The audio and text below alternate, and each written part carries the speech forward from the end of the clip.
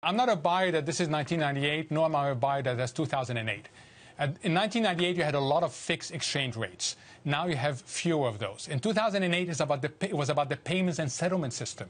This is not about the payments and settlement system. This is an old-fashioned repricing of two things. One is that growth is much slower than what people had anticipated. And secondly, that policies are much less effective than what people anticipated. That is what we are repricing, and we will do so. And it will simply, you've seen my graph over and over again, it will bring financial asset prices towards fundamentals, and in some cases we're going to overshoot, as is happening in some of the emerging countries. Mohamed, you've also been writing a lot about valuations recently, saying that valuations are out of whack with fundamentals. What do you think the multiple would be on the S&P if equities were fairly valued?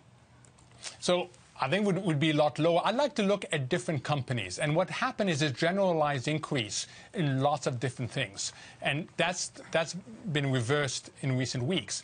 So I think the key thing for investors is to look for the following characteristics. You want to be buying into companies and countries with big balance sheet. You need resilience. Second, you need well-managed areas. And third, you need to be in a forward-looking industry, not a backward-looking industry. There's value being created. And I think active investors are going to get very excited once the smoke settles, that there's lots of value being created, and there'll be lots more value being created over the next few days. Mohamed, can you narrow that down for us in terms of sectors? I mean, just you talking about it just reminded me of, say, tech. But is that what you're thinking when you describe where the value is?